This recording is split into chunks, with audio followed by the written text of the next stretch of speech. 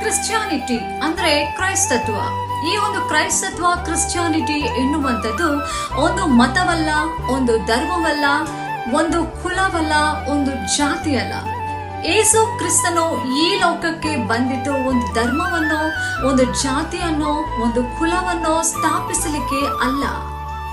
ಯೇಸು ಸ್ವಾಮಿ ಅವರು ಈ ಲೋಕಕ್ಕೆ ಮನುಷ್ಯ ಕುಮಾರನಾಗಿ ಬಂದಿದ್ದು ಹಾಳಾದಂತ ಮನುಷ್ಯರ ಜೀವನವನ್ನ ಸರಿ ಮಾಡಲು, ಪ್ರತಿ ಮನುಷ್ಯನು ಮಾನಸಾಂತರ ಪಟ್ಟು ಅವರ ಹೃದಯವನ್ನು ಬದಲಾಯಿಸಿಕೊಂಡು ಒಳ್ಳೆಯವರಾಗಿ ಜೀವಿಸಲು, ಕತ್ತಲೆಯಲ್ಲಿ ಕೊಳೆಯುತ್ತಿರ್ತಕ್ಕಂಥ ಜನರನ್ನ ಬೆಳಕಿಗೆ ತರುವುದಕ್ಕೋಸ್ಕರ, ಕಲ್ಲಿನಂತೆ ಮೊಂಡಾಗಿರುವ ನಮ್ಮ ಹೃದಯಗಳನ್ನ ಮೃದು ಮಾಡಿ ಕತ್ತಲೆಯೊಳಗಿಂದ ಜನರನ್ನ ಬೆಳಕಿಗೆ ತೆಗೆದುಕೊಂಡು ಬಂದು, ಪಾಪ ಅನ್ನುವಂತ ಕೆಸರಿನಲ್ಲಿ ಬಿದ್ದಿರ್ತಕ್ಕಂಥ ಜನರನ್ನ ಆತನು ಮೇಲಕ್ಕೆತ್ತಿ ಅವರನ್ನು ರಕ್ಷಿಸಲು, ಪ್ರತಿಯೊಬ್ಬರನ್ನು ನಿತ್ಯ ಜೀವಕ್ಕೆ ನಡೆಸಲು ಆತನು ಈ ಲೋಕಕ್ಕೆ ಬಂದನು.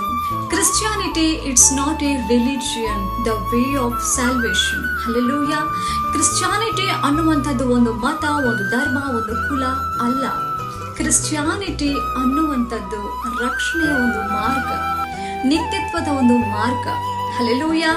ಅಷ್ಟೇ ಹೊರತು ಇಲ್ಲಿ ಯಾವುದೇ ಒಂದು ವಿಷಯಕ್ಕೋಸ್ಕರ ದಯವಿಟ್ಟು ಕ್ರಿಶ್ಚಿಯಾನಿಟಿಯನ್ನ ಬೇರೊಂದು ವಿಷಯಕ್ಕೆ ಹೋಲಿಸಬೇಡಿ.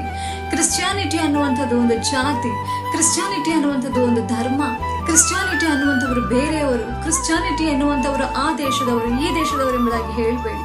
ಕ್ರಿಶ್ಚಿಯಾನಿಟಿ ಅನ್ನುವಂಥದ್ದು, ಕ್ರೈಸ್ತತ್ವ ಅನ್ನುವಂಥದ್ದು ಒಂದು ಧರ್ಮವಲ್ಲ, ಬದಲಾಗಿ ನಿತ್ಯತ್ವಕ್ಕೆ ಅದು ಒಂದು ಮಾರ್ಗ. ಹಲ್ಲೆಲೂಯಾ.